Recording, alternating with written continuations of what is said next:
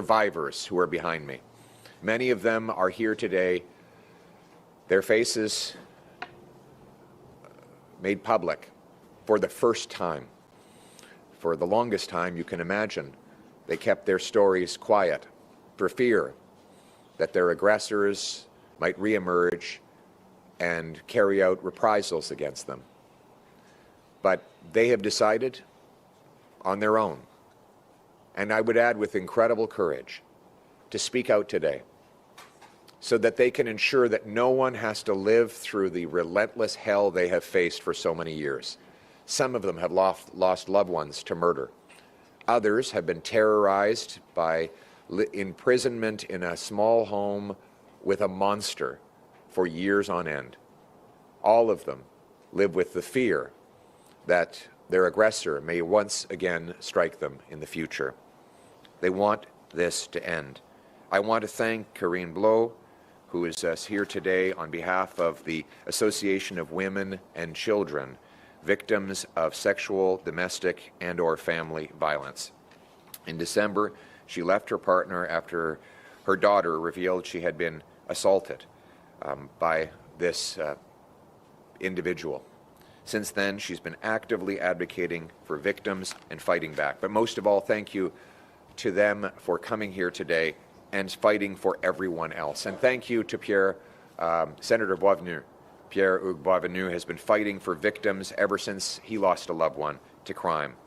In 2023 alone, 123 victims of age 12 and over were reported to police. Every day, thousands more suffer in silence, trapped in a cycle of violence that they feel helpless to escape.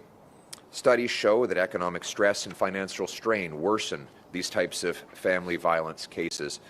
From 2009 to 2014, by contrast, family violence and intimate partner violence was actually on the decline.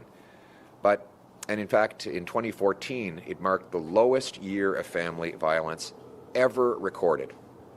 Unfortunately, things have changed for the worse, with family and intimate partner violence up 19%, sexual assaults up 75%, sexual violations against children up 119%. These shocking numbers are the results of, yes, increased financial strain, but also laws that release the most violent repeat offenders again and again on early bail, parole, probation, and house arrest. These numbers should alarm all Canadians. Unfortunately, over the last 10 years, the Canadian government has failed to take them seriously.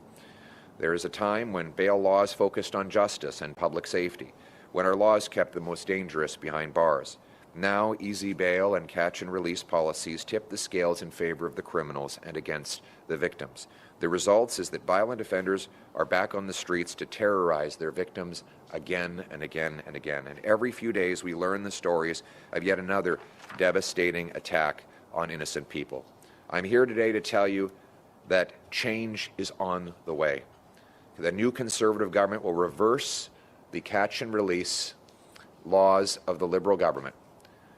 The early bail, the house arrest, and the law allowing Paul Bernardo out of maximum penitentiary into a medium. We will repeal C-75, C-5, and C-83, and we will bring real change to put victims first. Today, though, I will focus specifically on intimate partner violence with a three-step plan.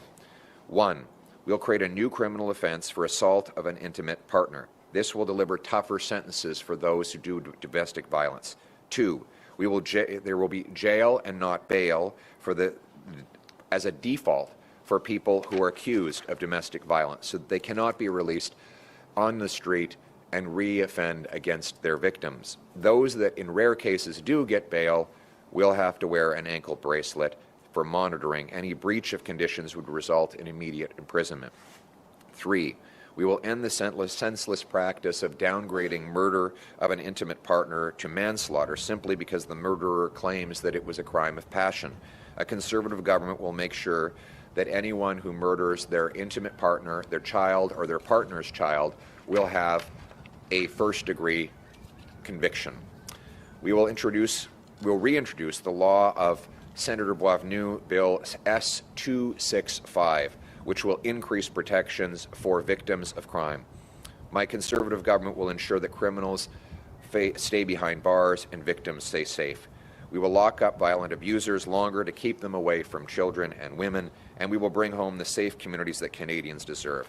Canada should be a safe place for law-abiding people, a country that protects its citizens here at home and against foreign threats as well.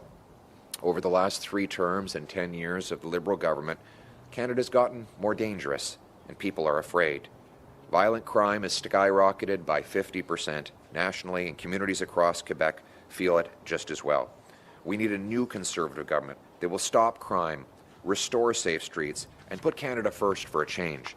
A government that will restore Canada's promise, where hard work leads to a great life in a beautiful and affordable house on a safe street, protected by strong laws, brave police and soldiers, and watched over by the proud Canadian flag.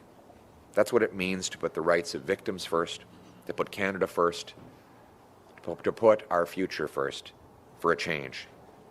Thank you very much, and let's bring it home.